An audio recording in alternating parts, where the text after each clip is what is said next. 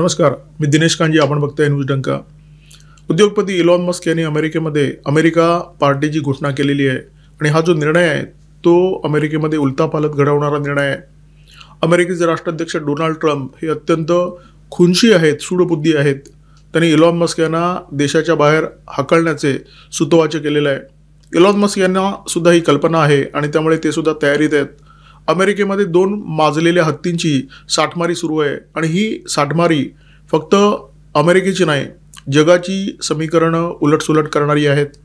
Trump यांच्याकडे राष्ट्राध्यक्ष म्हणून अमर्याद सत्ता आहे, अमर्याद ताकद आहे, परंतु मस्क यांच्या हाती ट्रम्प यांच्या काही नाड्या आहेत. अमेरिकी सरकारच्या सुद्धा नाड्या आहेत. ट्रम्प यांना खडून काढण्याआधी इलॉन मस्क यांनी एप्स्टीन फाईलचं प्रकरण चव्हाट्यावर आणलं होतं. या प्रकरणातला जो मुख्य व्हिलन आहे, खलनायक आहे, जेफ्री एप्स्टीन, त्याचा तुरुंगात मृत्यू झालेला आहे. परंतु तरीही प्रकरण संपलेलं नाही आहे, कारण ती अजून जिवंत आहे. एप्स्टीन फाईलच्या संदर्भात एक व्हिडिओ मी याच्यापूर्वी न्यूज डंकावर केलेला आहे. याच्यामध्ये इलॉन मस्क, डोनाल्ड ट्रम्प आणि जेफ्री एप्स्टीन याच्याबद्दल मी तपशिलाने सांगितलेलं आहे. जेफ्री एप्स्टीन याला सगळी अमेरिका पिडोफाईल म्हणून ओळखते, म्हणजे लहान मुलींचं लैंगिक शोषण करणारा आणि या मुली उच्चभ्रू लोकांना पुरवणारा.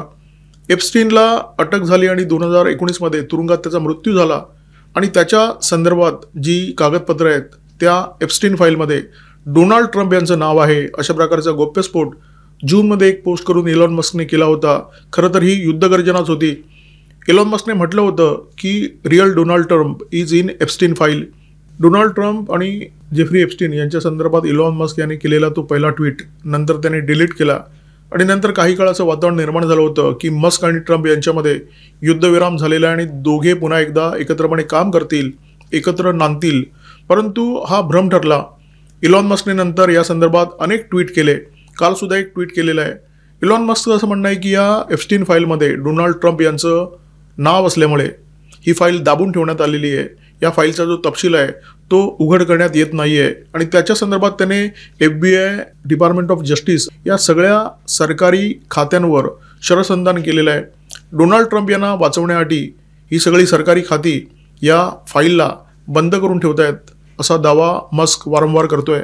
एप्स्टीन फाईलवरून इलॉन मस्क वारंवार डोनाल्ड ट्रम्प यांना लक्ष करतायत आणि त्याच्यामुळे ट्रम्प प्रचंड अडचणीत आलेले आहेत. ट्रम्प यांचा बचाव करण्यासाठी FBIला मैदानात यावं लागलं. FBIचे प्रमुख कोण आहेत? कश्यप उर्फ काश पटेल, जे भारतीय वंशाचे आहेत. ट्रम्प यांचे अत्यंत विश्वासू आहेत, निकटवर्ती आहेत आणि म्हणूनच ते कदाचित FBIचे प्रमुख आहेत. FBIने हा खुलासा केलेला आहे की एप्स्टीन फाईलमध्ये कोणतीही क्लायंट लिस्ट नाही आहे आणि त्याच्यामध्ये डोनाल्ड ट्रम्प यांचं नाव नाही आहे. आता अमेरिकेमध्ये डोनाल्ड ट्रम्प यांची सत्ता आहे, त्यांच्या पक्षाची सत्ता आहे. सत्तेची सूत्रं सगळी त्यांच्याकडे असताना FBIचा प्रमुख हा त्यांच्या मर्जीतला असताना FBI ट्रम्प यांच्या विरोधात कशाला बोलेल? जेफ्री एप्स्टीनबद्दल मी आधी तपशिलात बोललेलो आहे. पुन्हा एकदा थोडक्यात सांगतो. जेफ्री एप्स्टीन हा अब्जाधीश, उच्चभ्रूंच्या वर्तुळामध्ये रमणारा, अनेक उच्चभ्रूंचा निकटवर्ती असलेला, लहान मुलींच्या लैंगिक शोषणामध्ये त्याचं नाव आलं. हा लहान मुली उच्चभ्रूंना पुरवतोय अशा प्रकारची सुद्धा चर्चा आली. 2008मध्ये आधी त्याला अटक झाली होती, परंतु तो अत्यंत स्वस्तात सुटला. त्याला फक्त 13 महिन्यांची सजा झाली आणि त्याच्यानंतर 2019मध्ये जुलै महिन्यामध्ये त्याला अटक झाली आणि ऑगस्टमध्ये त्याचा मृत्यू झाला. म्हणजे तुरुंगामध्ये 1 महिन्याच्या आत त्याचा गेम करण्यात आला. त्याने आत्महत्या केली असं सांगण्यात आलं, परंतु त्याच्या मृत्यूबद्दल अनेकांच्या मनात शंका होती की ही आत्महत्या आहे की हत्या आहे म्हणून. पण आता तो मेला आहे, त्याच्यामुळे आता तो बोलू शकत नाही, काही सांगू शकत नाही, कोणताही गौप्यस्फोट करू शकत नाही. परंतु जेफ्री एप्स्टीनच्या मृत्यूमुळे हा काळा अध्याय पुसला गेलेला नाही आहे. या प्रकरणातलं जे सत्य आहे ते अजून मेलेलं नाही आहे. कारण मी आधी म्हटल्याप्रमाणे, इंट्रोमध्ये म्हटल्याप्रमाणे, ती जिवंत आहे. ती कोण? ती आहे घिस्लेन मॅक्सवेल, जेफ्री एप्स्टीनची प्रेयसी, त्याची सहकारी, त्याच्यासोबत या काळ्या धंद्यामध्ये गुंतलेली, लहान मुलींना गळ्याला लावण्यासाठी जी मदत करायची अशी ही घिस्लेन मॅक्सवेल. जेव्हा जेफ्रीला अटक झाली तेव्हा हिलासुद्धा अटक झाली. हिला 20 वर्षाची शिक्षा ठोठावण्यात आली. सध्या ती फ्लोरिडाच्या तुरुंगामध्ये आहे, ती सजा भोगते आहे. आणि जेफ्रीला या संपूर्ण काळ्या धंद्याबद्दल जेवढं माहिती आहे तेवढं किंवा त्याच्यापेक्षा थोडं जास्तच या घिस्लेनला माहिती आहे. उच्चभ्रूंसाठी सुरू असलेला देहव्यापार ज्याच्यामध्ये घिस्लेन आणि जेफ्री गुंतले होते, परंतु हे काही साधंसुद्धा सेक्स स्कॅन्डल नव्हतं. हे खूप मोठं हनी ट्रॅप होतं. प्रदीर्घ काळ सुरू असलेले हनी ट्रॅप आणि या हनी ट्रॅपचे कर्ते करविते मोसादवाले असण्याची शक्यता अनेक जणांनी वर्तवलेली आहे. घिस्लेन सुरुवातीपासून मोसादच्या संपर्कात होती. तिने जेफ्रीला गळ्याला लावलं आणि नंतर दोघे मिळून हा धंदा करायला लागले. अनेक उच्चभ्रूंना या जाळ्यामध्ये ओढण्यात आलं. लहान मुलींची शय्यासोबत करताना त्यांचं रेकॉर्डिंग केलं जायचं आणि या रेकॉर्डिंगचा वापर त्यांना ब्लॅकमेल करण्यासाठी केला जायचा. या ब्लॅकमेलच्या माध्यमातून प्रचंड मोठा पैसा आणि बरीच महत्त्वाची संवेदनशील माहिती या दोघांनी जमवली. एरी बेन मेनेस हा इस्रायलचा माजी गुप्तचर. या गुप्तचराने जाहीरपणे ही शक्यता वर्तवलेली आहे की हे दोघे मोसादसाठी काम करायचे आणि हे सगळं जे कांड होतं ते मोसादने घडवलेलंच कांड होतं. जेफ्री आणि घिस्लेनबद्दल गौप्यस्फोट करणारा एरी बेन मेनेस हा एकमेव नाही आहे. एरी हा इस्रायलसाठी काम करायचा. CIA साठी काम करणारा जॉन किरियाकू यांनी सुद्धा अशाच प्रकारचे गौप्यस्फोट केलेले आहेत. या संपूर्ण प्रकरणाचा संबंध मोसादशी आहे असं त्याने स्पष्टपणे सांगितलं आहे. असं जॉनने बरेच गौप्यस्फोट केलेले आहेत आणि त्या गौप्यस्फोटांसाठी त्याने सजासुद्धा भोगलेली आहे. त्याचा तुरुंगामध्ये प्रचंड मोठ्या प्रमाणात छळसुद्धा करण्यात आला तरीसुद्धा त्याची खुमखुमी गेली नाही. त्याने तुरुंगातून बाहेर आल्यानंतर हे गौप्यस्फोट करणं जारी ठेवलं आणि त्यानेच दावा केलेला आहे की ॲप्स्टीनचा जो तुरुंगात झालेला मृत्यू आहे त्याचा निश्चितपणे संबंध मोसादशी आहे. कारण अशा प्रकारची ऑपरेशन करणं ही मोसादची खासियत आहे. ही जी घिस्लेन होती ती काही मोसादची एजंट नव्हती. ती मोसादची ॲसेट असावी अशा प्रकारचा संशय अनेकांनी व्यक्त केलेला आहे. आणि हा जो वारसा आहे तो घिस्लेनला तिच्या वडिलांपासून मिळाला. रॉबर्ट मॅक्सवेल हे तिचे वडील, ते जन्माने ब्रिटिश. दुसऱ्या महायुद्धात ते ब्रिटिश फौजेतून लढलेसुद्धा होते आणि त्यांनी खूप चांगली कामगिरी केली होती. युद्ध संपल्यानंतर ते मीडिया क्षेत्रामध्ये गेले. त्यांनी या क्षेत्रामध्ये खूप मोठी गुंतवणूक केली आणि मिरर न्यूजपेपर्स अशा प्रकारची एक संस्था काढली जी खूप नावारूपाला आली. मीडिया मुघल म्हणून ते प्रस्थापित झाले. हे जे मॅक्सवेल होते, रॉबर्ट मॅक्सवेल, त्यांचा 1991 रोजी मृत्यू झाला. हा मृत्यू त्यांच्या खाजगी बोटीवरून पडून झाला. या मृत्यूमागे सुद्धा घातपात आहे अशा प्रकारची चर्चा होती. हे रॉबर्ट मॅक्सवेल मोसादच्या संपर्कात असल्याचा दाट संशय होता. कारण त्यांच्या मृत्यूनंतर इस्रायलने त्यांना शासकीय इतमामामध्ये त्यांचे अंत्यसंस्कार केले. त्याच्यामुळे या गोष्टीवर शिक्कामोर्तब झालं की कदाचित ते मोसादच्या संपर्कात असतील, कदाचित ते मोसादचे ॲसेट असतील. एरी बेन मेनेस याने जो दावा केला आहे की घिस्लेन आणि जेफ्री हे मोसादचे ॲसेट होते त्याच्यामध्ये तथ्य असण्याची शक्यता आहे.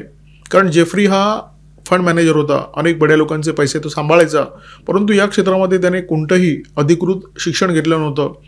अचानक त्याच्याकडे प्रचंड पैसा आला. ज्या पैशाचा स्रोत कधीही कोणाला समजला नाही, कधीही जेफ्रीने सांगण्याचा सुद्धा प्रयत्न नाही केला. त्याच्यामुळे त्याच्याबद्दल संशय घेण्यात येतो. आणि त्यांनी जे हनी ट्रॅप निर्माण केलं त्याचा पसारा फक्त अमेरिकेपुरता मर्यादित नव्हता. तो युरोपातल्या अनेक महत्त्वाच्या देशांमध्ये पसरला होता. याच्यामध्ये बडे नेते होते, उद्योगपती होते, कलाकार होते, संशोधक होते. हे सगळं प्रकरण जेव्हा न्यायालयामध्ये उभं राहिलं तेव्हा अनेक साक्षीदारांनी घिस्लेन आणि जेफ्रीची अनेक कांड उघड केली. त्यांनी असं सांगितलं की यांच्याकडे नेते, उद्योगपती आणि अधिकाऱ्यांची प्रचंड माहिती आहे आणि ही माहिती ब्लॅकमेलिंगच्या माध्यमातून जमा करण्यात आलेली आहे. कोवळ्या मुलींना हेरण्याचं काम घिस्लेन करायची आणि मग त्यांना हेलिकॉप्टरच्या माध्यमातून लिटिल सेंट जेम्स आयलँडवर पाठवण्यात यायचं. तिथे त्यांच्या संपूर्ण कार्यक्रमाचं रेकॉर्डिंग केलं जायचं आणि हा सगळा डेटा एकत्र केला जायचा. अमेरिकेच्या डिपार्टमेंट ऑफ जस्टिस FBI कडे या दाम्पत्याच्या विरोधात प्रचंड मोठे पुरावे आहेत. 10,000पेक्षा जास्त फोटो आणि व्हिडिओंचा याच्यामध्ये समावेश आहे. हा सगळा जो मालमसाला आहे तो जवळजवळ 300 गिगाबाईट एवढा प्रचंड आहे. या धाडीमध्ये रेकॉर्डिंगची उपकरणं सापडली, कॅमेरे सापडले. या सगळ्या उपकरणांचा वापर करून त्यांचं शूट केलं जायचं आणि त्या शूटचा वापर या सगळ्या लोकांच्या ब्लॅकमेलिंगसाठी केला जायचा. त्यामुळे जे जेफ्री एप्स्टीनला ठाऊक होतं ते सगळं घिस्लेन मॅक्सवेलला ठाऊक आहे. कारण तिचा याच्यामध्ये पूर्णपणे सहभाग होता, कदाचित काकांभर जास्तच. त्यामुळे जोपर्यंत घिस्लेन जिवंत आहे तोपर्यंत हे प्रकरण जिवंत आहे. जसा एप्स्टीनचा मृत्यू झाला तसा कदाचित घिस्लेनचा मृत्यू होऊ शकतो. परंतु एप्स्टीन नंतर जर तिचा मृत्यू झाला तुरुंगामध्ये तर तिचा मृत्यूसुद्धा अनेकांना बुडवून जाऊ शकतो. इलॉन मस्क या संपूर्ण प्रकरणाच्या मुळाशी जाण्याचा प्रयत्न करत आहेत. कारण त्यांना डोनाल्ड ट्रम्प यांना मुळापासून उखडून टाकायचं आहे आणि ट्रम्पसुद्धा तेच करत आहेत. त्यांना सुद्धा इलॉन मस्क यांना उखडून टाकायचं आहे. त्याच्यामुळे ते इलॉन मस्क यांच्या साम्राज्याच्या मागे हात धुवून पडलेले आहेत. परंतु बुद्धिमत्ता आणि क्षमता या दोन अशा गोष्टी आहेत ज्या कोणाला नष्ट करता येत नाही, ज्या कोणाला दडपता येत नाही, ज्या कोणाला हिरावून घेता येत नाही. कारण इलॉन मस्क हा काही सामान्य माणूस नाही आहे. मंगळावर एक पृथ्वी निर्माण करण्याचा प्रयत्न करणारा माणूस आहे. तशी कल्पना करणारा हा माणूस आहे. त्याला मंगळावर मनुष्य वस्ती स्थिर स्थावर करायची आहे आणि तशाच प्रकारची दळणवळण साधनं निर्माण करण्याचा इलॉन मस्कचा प्रयत्न आहे. आणि ट्रम्प यांच्यासाठी अडचणीची बाब म्हणजे अमेरिकी सरकार आणि इलॉन मस्क यांच्या कंपन्या यांच्यात तंगड्या एकमेकांमध्ये गुंतलेल्या आहेत. इलॉन मस्क फक्त नासासोबत काम करत नाही आहेत. इलॉन मस्कची स्पेसएक्स ही कंपनी आहे, ती नासाबरोबर अनेक प्रकल्प करते आणि अशा प्रकारचे अनेक प्रकल्प अमेरिकी लष्कराबरोबर सुद्धा सुरू आहेत. पेंटेगॉनसोबत इलॉन मस्क यांच्या कंपन्यांचे अनेक प्रकल्प सुरू आहेत आणि हे प्रकल्प अमेरिकेच्या सुरक्षेसाठी अत्यंत महत्त्वाचे आहेत, अत्यंत संवेदनशील आहेत. म्हणजे इलॉन मस्क आणि अमेरिकी सरकार एकत्रितपणे जे काम करत आहेत त्या कामाचा संबंध अमेरिकेच्या सुरक्षेशी आहे, अमेरिकेच्या मिलिटरीशी आहे, अमेरिकेच्या गुप्तचर यंत्रणेशी आहे. त्यामुळे हे जे सगळे प्रकल्प आहेत अत्यंत खर्चिक प्रकल्प आहेत, अत्यंत महत्त्वाचे प्रकल्प आहेत आणि अत्यंत संवेदनशील प्रकल्प आहेत अमेरिकेच्या सुरक्षेच्या दृष्टीने. याच्यामध्ये स्पाय सॅटेलाईट आहेत, याच्यामध्ये मिसाईल ट्रॅकिंग सॅटेलाईट आहेत, याच्यामध्ये रॉकेट कार्गो आहेत, याच्यामध्ये गोल्डन डोम योजना आहे. गोल्डन डोम योजनेबद्दल अलीकडेच डोनाल्ड ट्रम्प यांनी स्वतः जाहीर केलं होतं की ही अत्यंत महत्त्वाकांक्षी योजना आहे. आपल्याला इस्रायलचा आयर्न डोम माहिती असेल, त्याच प्रकारचा हा किंवा त्याच्यापेक्षा प्रगत अशा प्रकारचा डोम उभारण्याची घोषणा डोनाल्ड ट्रम्प यांनी केली होती. म्हणजे जर भविष्यामध्ये अंतराळ युद्ध झालं, स्टार वॉर झालं, तर त्या स्टार वॉरपासून सुद्धा हे जे डोम आहे गोल्डन डोम ते अमेरिकेचा बचाव करू शकेल. आणि याच्यामध्ये स्पेसएक्सची अत्यंत महत्त्वाची भूमिका आहे. ही योजना डोनाल्ड ट्रम्प यांनी नाटो देशांना सुद्धा ऑफर केली होती. म्हणजे याचा जो प्रचंड खर्च आहे अब्जावधी डॉलर्सचा, त्याच्यामध्ये तुम्ही सहभाग घ्या, तुम्हाला सुद्धा या गोल्डन डोमची सुरक्षा मिळेल अशा प्रकारची ऑफर होती. आणि ही ऑफर कोणाच्या जीवावर होती? ही ऑफर होती स्पेसएक्सच्या जीवावर, ही ऑफर होती इलॉन मस्क यांच्या जीवावर. रॉकेट कार्गो योजनेबद्दल आता थोडक्यात जाणून घ्या. अत्यंत महत्त्वाची योजना, अत्यंत महत्त्वाकांक्षी योजना. इलॉन मस्क यांच्या कल्पना ज्या असतात ना त्या भन्नाट असतात आणि त्या कल्पना सध्या अस्तित्वात असलेल्या बऱ्याच गोष्टींची मोडतोड करणारे असतात. म्हणजे रॉकेट कार्गो ही योजना जर यशस्वी झाली तर भविष्यात काय होईल? भविष्यामध्ये सध्या आपण जी वापरतो विमानं, ती सगळी विमानं आउटडेटेड होतील, ती सगळी विमानं भंगारात फेकून द्यावी लागतील. बोईंग आणि लॉकहीड मार्टिन या कंपन्या डब्यात जातील अशा प्रकारची योजना आहे. ही योजना काय आहे?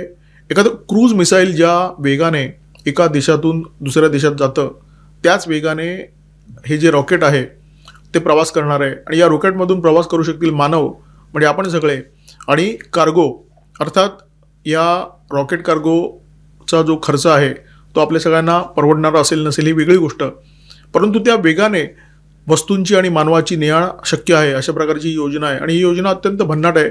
अशा प्रकारच्या योजना इलॉन मस्क कशासाठी बनवतोय? कारण जर माणसाला मंगळापर्यंत जायचं आहे तर मंगळापर्यंत जाणं आज जी विमानं उपलब्ध आहेत त्या विमानाने अशक्य आहे. त्याच्यासाठी रॉकेटच हवं. आणि सध्या जी रॉकेट आहेत त्याची किंमत, त्याचा खर्च प्रचंड आहे. तो खर्च कमी करून आपल्या सगळ्यांना परवडतील अशा प्रकारची रॉकेट बनवण्याचा प्रयत्न इलॉन मस्क करतोय. आणि त्या योजनेवर अमेरिकी सरकारच्या सोबत इलॉन मस्क याची स्पेसएक्स ही कंपनी काम करते. अमेरिकी सरकार आणि इलॉन मस्क यांच्या कंपन्या यांच्या समन्वयाने जे काही प्रकल्प सुरू आहेत त्यापैकी 4 महत्त्वाच्या प्रकल्पांबद्दल मी तुम्हाला सांगितलं. कदाचित काही महत्त्वाचे प्रकल्प सुटून पण गेले असतील. या सगळ्या प्रकल्पाबद्दल ऐकल्यानंतर आपल्या एक गोष्ट लक्षात आली असेल की हे अत्यंत महत्त्वाचे प्रकल्प आहेत, महत्त्वाकांक्षी प्रकल्प आहेत, खर्चिक प्रकल्प आहेत आणि सुरक्षेच्या दृष्टीने अत्यंत संवेदनशील अशा प्रकारचे प्रकल्प आहेत. असा माणूस जो अमेरिकेला एका वेगळ्या पातळीवर घेऊन जाऊ शकतो, अमेरिकेसारख्या महासत्तेला नेक्स्ट लेवलला घेऊन जाऊ शकतो, सगळ्या जगाला नेक्स्ट लेवलला घेऊन जाऊ शकतो, अशा माणसाशी डोनाल्ड ट्रम्प यांनी पंगा घेतलेला आहे. पंगा घेण्याचं कारण काय? डोनाल्ड ट्रम्प हे अत्यंत अहंकारी आहेत. त्यांच्या अहंकाराला सुकवणारे जे लोक असतात, म्हणजे त्यांना जे बटरिंग करत असतात त्यांच्यावर हे खुश असतात आणि त्यांच्या चुका दाखवणारे जे लोक असतात त्यांच्याबद्दल अत्यंत खुंचीपणे वागतात, सूडबुद्धीने वागतात. आणि तोच प्रयत्न डोनाल्ड ट्रम्प इलॉन मस्क यांच्याबद्दल करतायत. त्यांनी इलॉन मस्क यांच्याशी एक जबरदस्त पंगा घेतलेला आहे. असा पंगा ज्याची किंमत सगळ्या अमेरिकेला चुकवावी लागणार अशा प्रकारचे चित्र दिसतंय. स्टारलिंकचा उल्लेख केल्याशिवाय ही चर्चा पूर्ण होऊ शकत नाही. स्टारलिंक ही इंटरनेट सेवा पुरवणारी इलॉन मस्क यांची कंपनी आहे. हे इंटरनेट ब्रॉडबँडच्या माध्यमातून नाही तर उपग्रहाच्या माध्यमातून पुरवण्यात येतं. आणि पावसामुळे तुमचं इंटरनेट बंद पडलं, अशा प्रकारची समस्या या इंटरनेटबद्दल कधीही नसते. जगातील अनेक देशांना इलॉन मस्क ही सर्व्हिस देतोय आणि सगळ्यात महत्त्वाचं म्हणजे सगळी अमेरिका स्टारलिंकची सेवा वापरते. याच्यामध्ये अमेरिकेची जी सरकारी आस्थापनं आहेत, ज्याच्यामध्ये संरक्षण आस्थापनांचा सुद्धा समावेश आहे, त्यांनासुद्धा ही सेवा अत्यंत सुरक्षित वाटते. त्याचं कारण काय? इलॉन मस्क हे अमेरिकी उद्योजक आहेत आणि त्यांच्या कंपनीने दिलेली ही सेवा आहे. परंतु आता चित्र बदललं आहे, आता परिस्थिती बदलली आहे. ट्रम्प यांनी इलॉन मस्क यांच्याशी पंगा घेतल्यानंतर अमेरिकी सरकारने त्यांच्याशी पंगा घेतल्यासारखं आहे. अमेरिकी सरकार अनेक त्यांचे कॉन्ट्रॅक्ट रद्द करत आहे. अशा परिस्थितीमध्ये स्टारलिंकची जी सेवा अमेरिकेची सरकारी आस्थापनं वापरत आहेत, त्याचं भविष्यात काय होणार आणि ती भविष्यातसुद्धा तेवढीच सुरक्षित राहील का? या व्हिडिओच्या सुरुवातीच्या काही मिनिटांमध्ये मी आपल्याला असं सांगितलं होतं की एप्स्टीन फाईलचा उल्लेख करून इलॉन मस्क यांनी डोनाल्ड ट्रम्प यांच्या विरोधात युद्धगर्जना केली होती आणि हे सगळं प्रकरण आता वाढत वाढत कुठपर्यंत पोचलं आहे याची कल्पना करा. एप्स्टीन फाईलचा विषयसुद्धा अजून जिवंत आहे. या विषयामध्ये जी स्फोटकता आहे, तो हादरा इतका जबरदस्त बसू शकतो की डोनाल्ड ट्रम्प यांचं आसन डळमळू शकतं. सगळा अमेरिकेतला मीडिया डोनाल्ड ट्रम्प यांच्या जवळजवळ विरोधात गेलेला आहे आणि ते सुद्धा अशा काही निमित्ताचा शोध घेत आहेत. अशा परिस्थितीमध्ये जर डोनाल्ड ट्रम्प यांनी खरोखर इलॉन मस्क यांना देशाच्या बाहेर हाकललं तर काय परिस्थिती निर्माण होईल? अनेक देश इलॉन मस्क यांच्यासाठी लाल गालीचे पसरतील.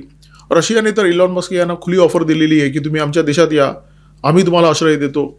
रशियासारखे बलशाली देश इलॉन मस्क यांना आश्रय द्यायला तयार आहेत. चीनसुद्धा देऊ शकतो. उद्या भारताकडे जर मागणी केली तर मोदीसुद्धा याचा विचार करू शकतात. अशा प्रकारची परिस्थिती आहे. ट्रम्प आणि इलॉन मस्क यांची जी साठमारी सुरू होती, त्या साठमारीमध्ये सगळी अमेरिका होरपळणार अशा प्रकारचं चित्र आज तरी दिसायला लागलेलं आहे आणि हे घडतंय डोनाल्ड ट्रम्प यांच्या अहंकारामुळे. काट्याचा नायटा कसा होतो याचं उत्तम उदाहरण म्हणजे अमेरिकेत ट्रम्प आणि मस्क यांच्यामध्ये सुरू असलेले युद्ध. एप्स्टीन फाईलपासून सुरू झालेले सगळं प्रकरण आता चिघळत खूप खराब झालेलं आहे. ते कुठपर्यंत जात आहे हे येत्या काळामध्ये स्पष्ट होईलच आणि याचा दणका नेमका कोणाला बसतो आहे हेही आपल्याला कळू शकेल. या व्हिडिओमध्ये तुर्तास इथेच थांबतोय. व्हिडिओमध्ये माझ्यासोबत होते cameraman Omkar Bhagwat, video editor Ajay Shelke. Video आवडला असेल तर लाईक करा, शेअर करा, कॉमेंट बॉक्समध्ये व्यक्त व्हा. या व्हिडिओमध्ये तसं कॉमेंट करण्यासारखं आणि व्यक्त होण्यासारखं बराच मसाला आहे, त्याच्यामुळे तुम्ही तुमचे विचार या कॉमेंट बॉक्समध्ये स्पष्टपणे मांडू शकता. आठवणीने सबस्क्राईब करा न्यूज डंका आणि बेल आयकॉन दाबायला अजिबात विसरू नका. नमस्कार, धन्यवाद. जगात 5 सगळ्यात शक्तिमान आणि प्रभावी लोकांची जर यादी केली तर त्याच्यामध्ये इलॉन मस्क यांचं नाव निश्चितपणे घ्यावं लागेल.